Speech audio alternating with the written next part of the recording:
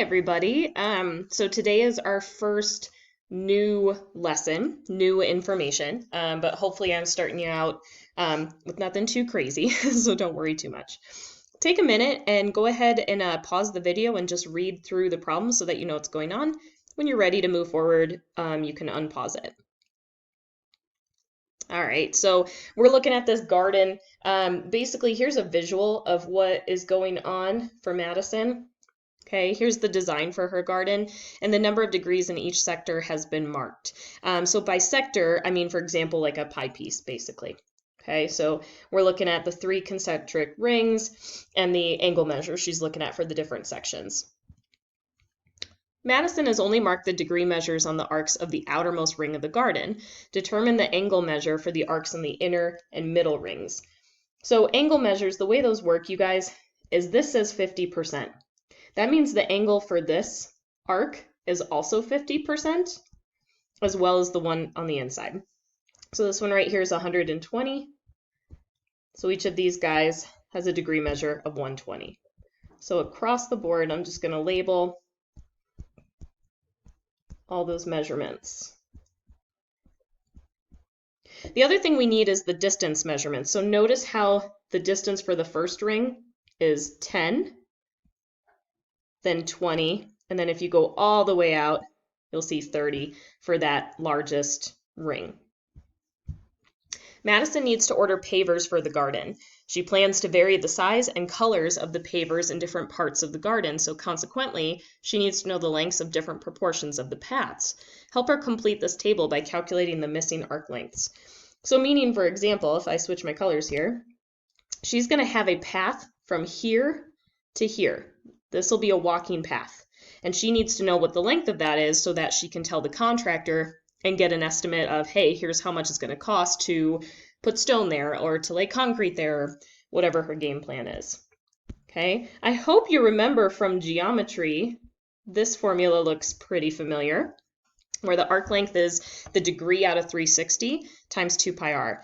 If you never necessarily understood where that formula comes from, 2 pi r is the circumference of a circle, and then you're basically saying, okay, this is the fraction of the circle I'm looking at. So once you find the circumference, you multiply it by the fraction of the circle you're looking at, and that gets you your value. So what I want you to do, we're going to do this first 40-degree section together, and then I want you to pause the video and fill in the rest of the table. Okay, so your formula, since we're dealing with 40 degrees right here, is going to be 40 over 360 times 2 pi r. Well, r in this case is going to change based on which number we're typing in, okay?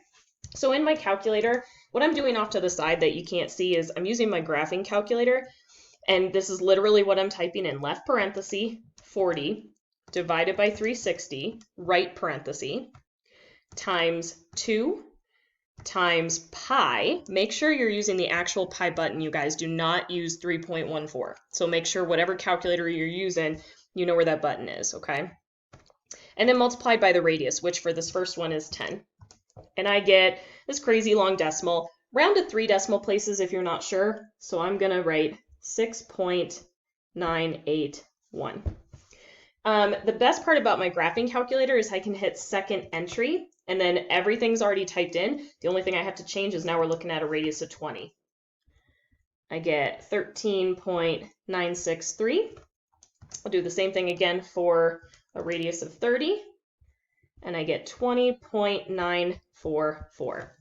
At this point in time, pause the video, use whatever calculator you have handy to fill in the rest of the table. Don't forget, if you would rather have a graphing calculator and you don't have one with you at your house, I did post on Google Classroom a free applet that you can download onto your computer that TI is allowing students to use for free for the next 6 months. So if you would like to download that, you'll find that on the important information syllabus tab in Google Classroom, okay? So pause the video at this point in time, fill in the rest of the table. All right, you should be ready to move forward. Here's what the rest of the table looks like. Okay, so you'll notice at the bottom, I just try to help you guys out with that. Those were the formulas I was using. And again, rounding to 3 decimal places. Okay, so we get a lot of just kind of weird decimals, and it's like, okay, those would be our numbers we'd give the contractors. One thing Madison noticed involved the ratio of the arc length to the radius of the circle. Complete this version of the table and state what you think Madison noticed. So here's what I mean by that. Now we're going to do the arc length divided by the radius. Okay, so for example, in this first section right here, our value from the previous page was 6.981. So for that box, I'm going to do 6.981, which was our arc length, and I'm going to divide it by the radius, which was 10. So I'm just typing that in my calculator off to the side. I know you can't see that. And I get 0.698. Okay, then I'm going to do the same thing, the arc length. Okay, oh, but actually, you know what? I take that back. I'm sorry. The arc length for this next box was different. It was 13.963. So I'm going to do 13.963 divided by 20. And I get, interesting, 0.698. Okay, that's interesting that it's the same number. So let's check this last one. That value from the last slide was 20.944. And then divided by a radius of 30. Well, interesting. I got the same number. Here's what I'd like you to do next. Pause the video at this point in time, fill in the rest of the table, and when you're ready, unpause it and I'll show you my answers. All right, here's the answer to that table. I think you're already starting to notice something. The arc length divided by the radius was the same number for the 40-degree sector, 50-degree, 60-degree, 90, 120. So we can kind of make the assumption that no matter what the radius is or what the degree measure is, it would be the same number across the board. So for you guys, you're sitting there going, okay, why? Like, I noticed the pattern. Why do I care about that? So hopefully you've noticed a pattern using arc length and a radius with the same degree measure. Let's use this pattern to write an expression and simplify it. So arc length was degree over 360 multiplied by the circumference, right? And we said the circumference is 2 pi r. And then radius, we'll just say, is r. Well, if you look at that formula right there, knowing what we know about math, we can say, okay, these two r's are going to cancel out.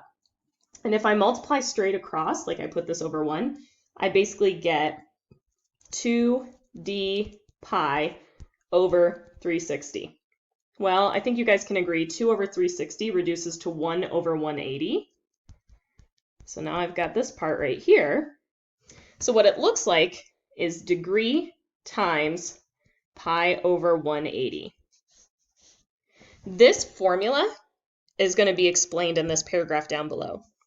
As Madison examined these numbers, she realized that they behave the same way that degree measurements behave. All arcs in the same sector have the same degree measurement, and all arcs in the same sector have the same value for the ratio of arc length to radius. This made her wonder if these new numbers could be used as a way of measuring angles just as degrees are. Later that evening, Madison shared her discovery with her older sister, Caitlin, who's taking calculus at a local university. Caitlin told Madison that her new numbers for measuring angles in terms of the ratio of the arc length to the radius are known as radians, and that they make the rules of calculus much easier than if angles are measured in degrees. So here's what that means. This formula right here is if you want to convert a degree measurement into what's called a radian measurement, you use this formula right here. So the degree multiplied by pi over 180.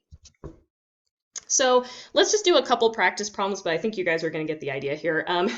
So write the following degree measures in radians. So let's say I do this first one, okay? Basically, I'm doing 100 times pi over 180. Here's the part you need to be careful of. If you literally just type this into your calculator, you're going to get a decimal, okay? And that's fine. But what I want you to do is leave it in terms of pi, okay? Like I know this says leave your answer as a decimal, but I'm going to kind of negate that for right now. I want it to be in terms of pi. So if I were to multiply those fractions, it would turn into 100 pi over 180. And 100 over 180 reduces to 5/9. So what I would do is I would write 5 pi over 9. Okay. Now, if you did want it as a decimal, you could actually literally multiply it out and you get 1.745. Okay, so here's the deal. You can see radians as a decimal, More often than not, though, especially moving forward in mathematics, if SAT talks about degrees versus radians, things like that, they'll leave it in terms of pi. Okay, so let's say we try letter H. So that I'm going to do 160 times pi over 180. So that turns into 160 pi over 180. 160 divided by 180 reduced is 8/9. So this is 8 pi over 9. Okay, so that's kind of the idea. There's extra practice problems on here, but your homework looks a lot like this, so I figured we don't have to do every single question. A circle measures 360 degrees. How many radians is that? Okay, well, if I plug it into my formula, I get 360 pi over 180, which is 2 pi. So what that means is there's 2 pi radians in a full circle, which means that half a circle, 180 degrees, is pi radians, okay?